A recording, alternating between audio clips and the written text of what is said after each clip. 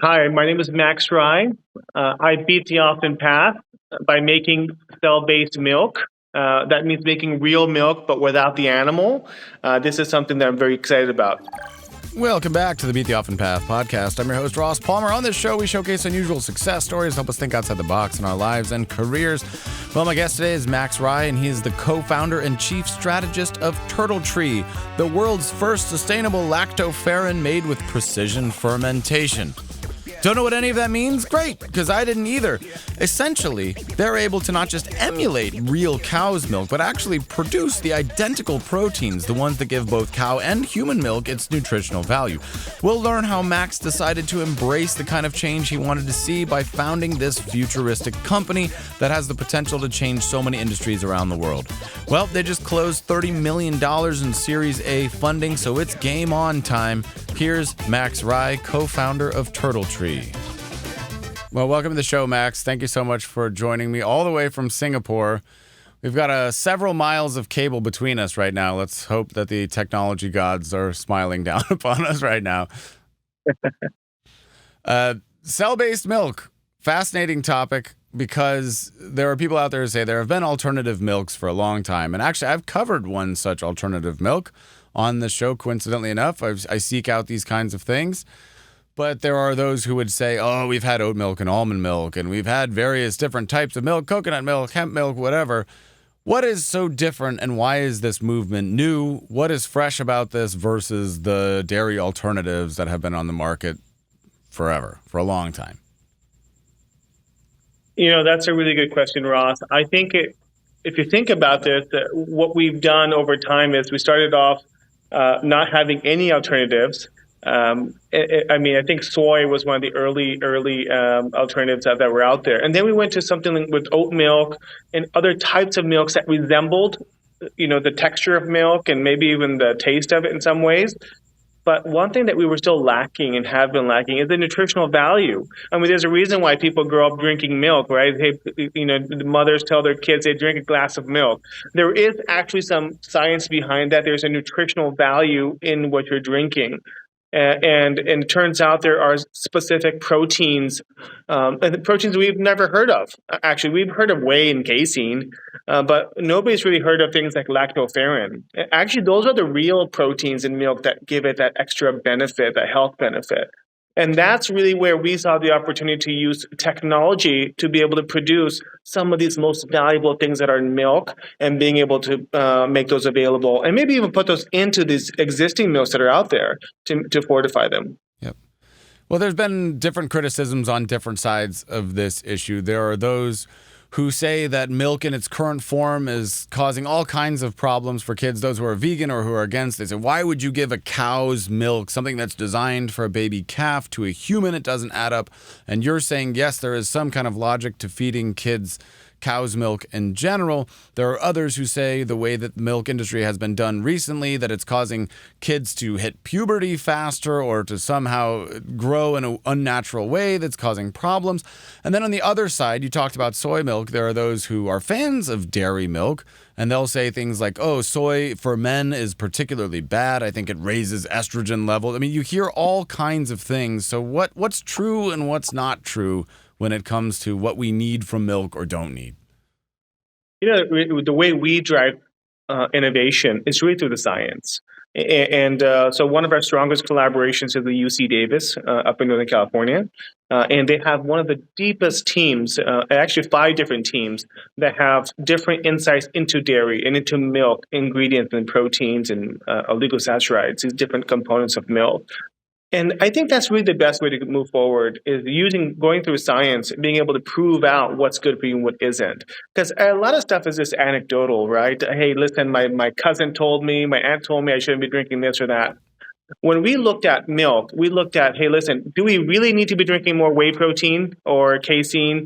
Or is there other parts of milk that we actually believe scientifically is better for you?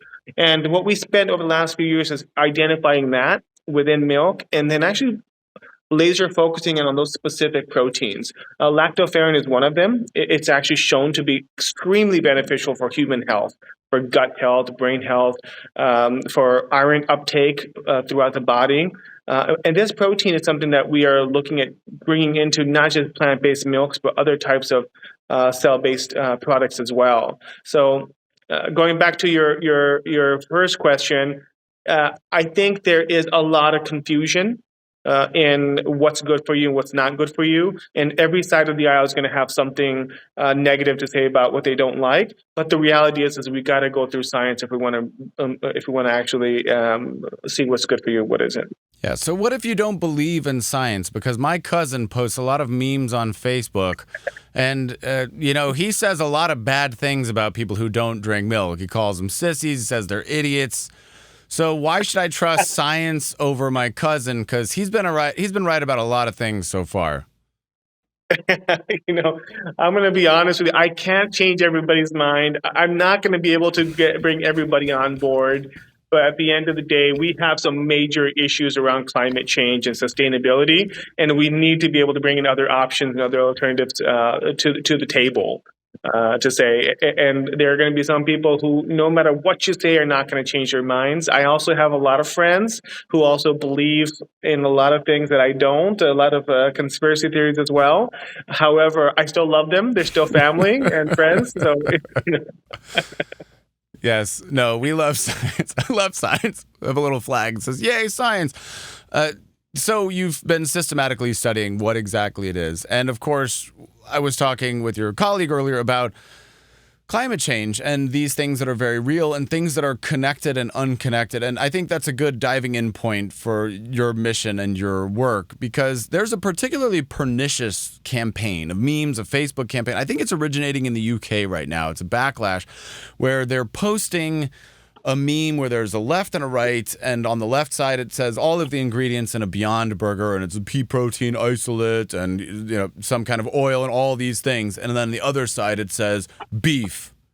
Guess which one's better? And they're sort of framing it as a false comparison that beef is just one ingredient and it's one all-natural awesome thing, and all of these other things must therefore be worse. It's not natural. Obviously, we know that that is not true. Beef is itself one thing, but it's a composite of many, many, many other things. Takes some 1,800 gallons of water to produce 1 pound of beef. It takes antibiotics and hormones in some cases, and land and all kinds of other things while emitting methane and greenhouse gases, and that says nothing for the process of how you obtain this, which according to your website says 99% of all of these things come from factory farms, which is not this grass-fed idyllic scenario, a sylvan environment where a cow is in harmony with nature, just living off of grass. So again, what is the truth here, or how did you use science to arrive at the truth of these things? Listen, I'm going to be controversial in Ross and saying a few things as well. Great. I'm not the biggest eater of these impossible or beyond type of products. For me, I'm all about personal health. I'm really focused these days on taking care of myself. So I'm trying not to eat a lot of processed foods. So if I want plant-based, I will usually go out and get veggies, and I will usually eat those types of things the way they are.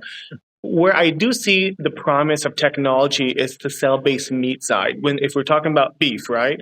There are a handful of amazing companies that have rock star teams. They're building real meat using technology, so they can say, "Hey, this stuff, it's got the same flavor, texture. There's no soy hemoglobin or so forth. It's all real tissue that we're talking about here." That has the same nutritional value, but minus all the antibiotics, minus all of the different animal cruelty stuff that we see with real beef. So I do see some promise there. I see some really great stuff coming down the line. But when it comes to the current offerings, I'm not really a huge fan of that. Now, if you look at TurtleTree, our focus is also how do we bring in the absolute best parts of milk, real milk. We're not talking about synthetic, just mimicking milk's nutritional value, but we think that that's actually really, really important, and it'll be a big part of how we eat. At the end of the day, whatever we put into our bodies, moms out there, right? They're looking at the packaging. They want to know that this stuff is actually good for my kid. And we want to use science to be able to showcase that. They listen, your kid's going to feel better. Their gut health, their gut brain access, it's going to be good for them. We can scientifically show that. These are the type of things that we think is going to have a bigger impact. It's got to be sustainable. We got to not have animals. But at the end of the day, aside from tasting delicious, it has to be good for you. And otherwise, moms are not going to pick it up. Yep. And do you add TBHQ for freshness? That's an ingredient I like to see. Yes, absolutely. Transparency and so forth is all a big part of all these products coming down the line. Otherwise, I don't think people are really going to go for it. Yeah, absolutely. So on your website, you have a nice little graphic, which in some ways raises more questions than others about how the process actually works. So describe the actual process here. What are we doing to achieve this? The process that we have, it's one of the oldest processes with fermentation. If you know fermentation, we know how some of these kombucha products are made with fermentation as well. But it's very similar to that when it comes to the fermentation process. However, there's a few extra processes downstream that filter out the proteins that we're focused on getting out. But I think there are a handful of citric acid and a number of other products that we currently use today already go through the same method. A lot of our detergents, active ingredients, all of them actually are used precision fermentation to be able to produce. And this is something that we're also leveraging, and we're just applying a lot of the stuff for high value milk proteins. So, but how does that work? Because I'm completely ignorant here. What are we doing? How do we synthesize? You said it's not synthesized. I saw a picture on your website of there's a cow and there's some cells and there's a petri dish, then there's a bioreactor of some kind. So what is this? What is the process? What are we starting with, and how do we know that it's milk or milkish enough? Sure. So this is how we. I'm going to try to explain this as high level as possible because I'm not a scientist myself as well. Okay, good. I'm an idiot, so do your best to dumb it down. So we get yeast. We have this yeast, organism, this microbial, and we actually engineer that yeast to ingest sugar, which is a very simple material. And then inside of that yeast, there's a process that happens that converts that sugar and turns it into the identical protein of target. And that's really that process that happens inside the yeast is what's really crucial here. And then at the end of the day, after about 3 or 4 days, it spits out the protein, and that protein then is a 100% identical protein that's inside of cow milk. And then we have this purification process that happens after that, where we just get rid of the yeast and get rid of any of the other sugars, and all we're left with is that protein that we're looking for downstream. And this is something that you can do. You can use yeast to create multiple different types of proteins. How does that work? It's been around for a long time. And what's really cool is a lot of citric acid and a number of other things that we actually see on the market. That's how most of the stuff is actually made today. From yeast? They start with this microbial yeast. There's a lot of fungal platforms also that are out there. They also do that, but believe it or not, that's a very powerful organism over time that's been able to produce proteins that we can't naturally get sometimes or get enough of sometimes in nature. Okay, so you've got this identical, what you said, lactoferrin. You've got these proteins. What's the next step then? What form does that take? So it's when we put it on the market, it's a powderized format. At the end of the day, it's just how you would get whey proteins already powderized, but we would powderize the proteins and we would work with all of our B2B partners. And that's what we're doing today is we're working with our B2B partners to then integrate that lactoferrin into all kinds of other products.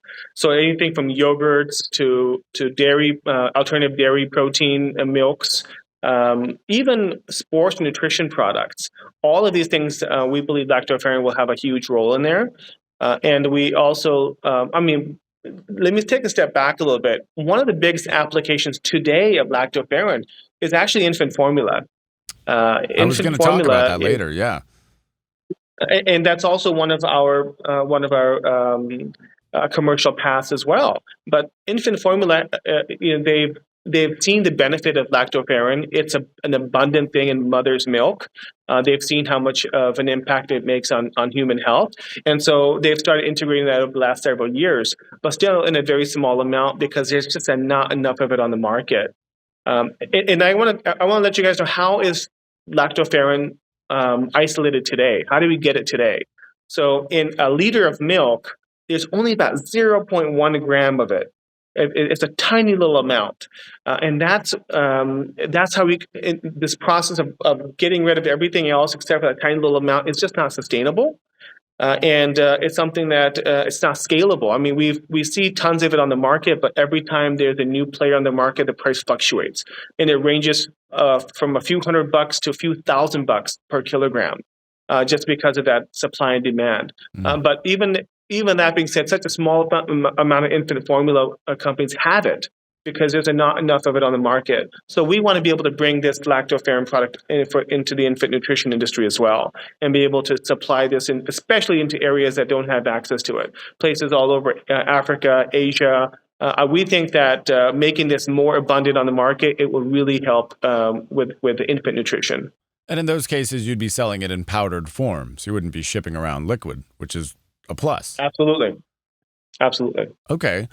So you've isolated this, you've used an age-old technique, you've got lactoferrin, it's present in both breast milk and in cow's milk, and that's perhaps the linking thread between breast milk and cow's milk and why children can be raised on cow's milk instead of breast milk.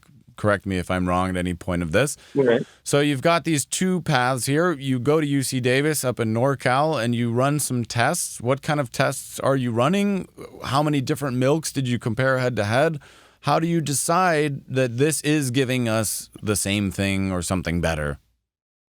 So when we're talking about running tests with UC Davis, they have different labs that can test the, is this protein exactly that protein? So they do the analytics around it.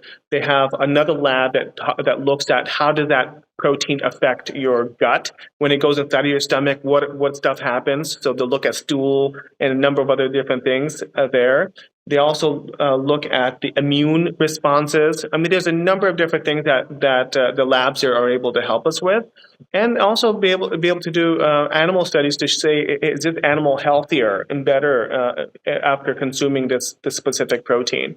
So that's been really, really helpful for us to be able to really do R&D around it. But that being said, TurtleTree, we have our own rockstar team of scientists. They're in Boston. We have an R&D lab in Boston. Our chief scientist is there. And then we have a lab in the Davis area as well. And all of that has shown positive. Is there a difference of any kind, or have there been test results to indicate that this is actually better than cow's milk, or is it just at best the same health-wise? Listen, what we want to be able to show is that lactoferrin is the same as the stuff that you pull out of cow milk. That is what we want to be able to show, because regulatory-wise, you want to be able to show that it's an identical protein, right? If it's like 10 times better, then the FDA is going to be like, hold on, this is a totally new product. We don't know what this is in nature. Yeah. Right? But what we want to be able to show is this lactoferrin protein is exactly the same, and that's huge, because even that being said, it's a very, very valuable protein. It's a micronutrient, and if we can actually replace the cow isolated version, it will have a huge impact. All right, so let's dive into some of those impact things before we rewind way, way, way back and get into some more of the personal details of your life.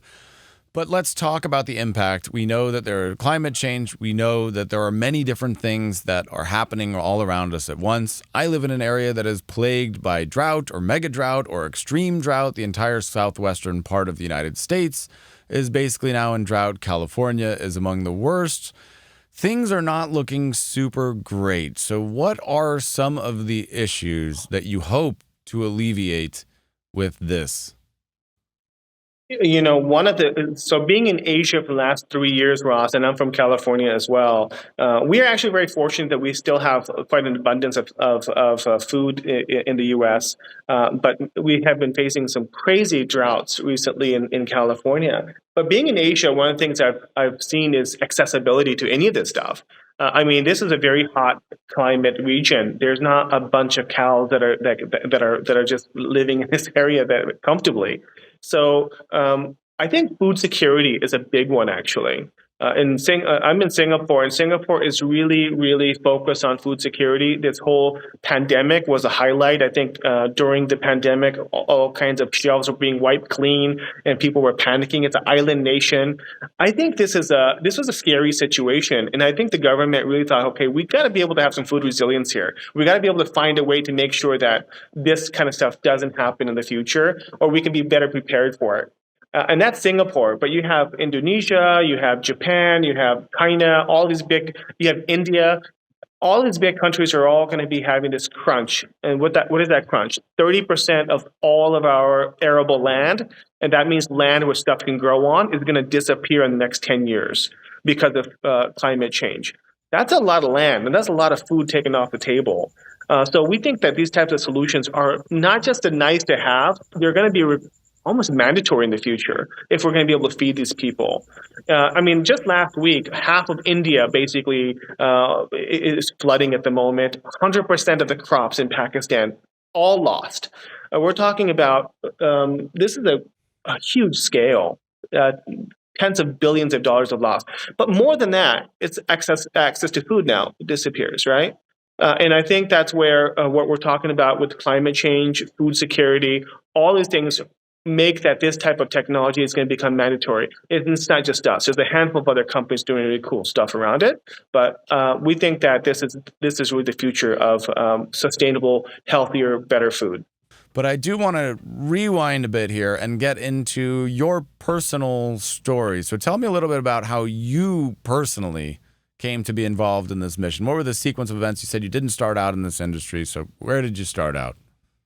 Yeah, UC Davis is my alma mater, but I did not do anything in ag. Okay. I was a computer engineer, and for the past 15 years prior to this company, I was a CEO of a tech company, and this is something that I was passionate about. But about 10 plus years ago, I started complaining and whining that people are not doing enough to help with this climate change issues. People need to get off their ass. People need to get rid of this greenhouse gases. They need to do all these different. They need to build solutions. Well, at some point, I thought, okay, listen, I can't just complain. I got to get involved myself. And I love the tech industry, but at some point, I felt like I wanted to take a step back and reevaluate where I want to be. And I stepped down from my previous company. And I spent some time really, really learning as much as I can about the sustainability space and the food security space as well, just because all that stuff is super linked. I gave them talks on this subject, and actually Google headquarters in Singapore. I was able to come here and give a talk on sustainability and food technology. And that's actually where I met my co-founder, my CEO. She was actually working for Google. Cool. And she was like, wow, this is really cool. This is a really, really cool thing that you can use technology to make food. Well, I had this huge challenge. I want to make milk because I had this hobby of making cheese, and I can't find any good milk around here. And that just got us really excited. And there was this one moment when I thought, wow, this entire region has to import all of their milk from other parts of the world. And this is where the majority of the population in the world is. This is a huge opportunity and a huge challenge, and something that this very needed. So that was like the moment I thought we should do something together on this. And after a few meetings, we just got much more serious and much more excited about the space. Now, I want to take a step back. I'm a tech guy. It's not like I know anything about the space. So I actually went through a journey myself where I reinvented myself, right? I had to learn. I took courses online on this MIT biotechnology course. I actually just finished an EMBA program at Essex School of Business. It's you have to continue to grow and continue to educate yourself. And there was a journey that I went on. And thankfully, I'm at that point now where I feel like I'm really well versed in the space and I kind of know the industry really well. But it took some time. Yeah, absolutely. And there are those who say, I of course don't agree with this, and I doubt that many entrepreneurs do, but there are those who believe that it's all hopeless, that it's hubris to even assume that we could make any kind of change and say, oh, there are all of these climate change, they're far beyond human control, despite what the studies have said. It's just, this is a giant system. You can't look at all the variables of this system, and yes, it's heating, but no, it's not our fault. Yes, these things are happening, but it's not because of capitalism or the way the companies have been set up. It's just totally unconnected. How do you feel now that you've really dived in? Because obviously it's a logical train of thought to go from somebody should make a change to, hey, maybe I should make a change. I think I'm there right now with myself, and I think a lot of people are. So knowing that, how do you feel now having dived in about your ability to make the kind of change that you feel that you wanted to on this point? Do you feel more optimistic now? Do you feel less optimistic, about the same? I feel that, first of all, I wake up every day excited. I love what I do. My team is one of the world's best. And to be able to have the opportunity to work with these folks and learn from them, it has been amazing. That journey has been super cool. When it comes to me making an impact and change, I can see it based off of the work that's happening in the lab and how close we are to commercialization. But one of the things that I can say is I do understand the sheer scale of this problem now, more than I did before. I knew that before something had to be done, and there's a huge challenge there. But the more I dug in, the more I see the supply chain, and the more I see the scale of what it takes to feed humanity, I realize this is going to be a bigger task and a bigger challenge, and something that we can't. Our company can't do alone. It's going to be a combination of amazing companies who are going to have to come together. The government, people themselves are all going to have to be aligned to be able to make this change. Otherwise, it's going to be very difficult to do. You closed $30 million in funding not too long ago. That might be old news by now. How have the investors been responding to the idea? How has the climate been? So, we're very fortunate that many of our investors are amazing. Prince Khalid from KBW. We have CPT Capital, Jeremy Collier's office in the UK. Really, a lot of global investors. Verso, who led our last round, is an amazing investor. Their whole team has been amazing. But really, the type of investor that you want to have on your cap table should be aligned with your goals. They should be a part of this industry, so they also see this as a mission for them as well. So this has been interesting. It's been exciting, but so far we've been very fortunate. We also won the Temasek Livability Challenge. Temasek is basically the sovereign fund here in Singapore. They have put a lot of efforts into this industry, and we are very thankful to have their support. We will be doing another round in the future, but I just want to say that we think that continuing to bring on investors who care about climate, who care about food security, who care about the space, who are educated in the space, are better to have sometimes than people who are just looking for returns and just looking at a time period, because at that point, sometimes there can be a lot of misalignment.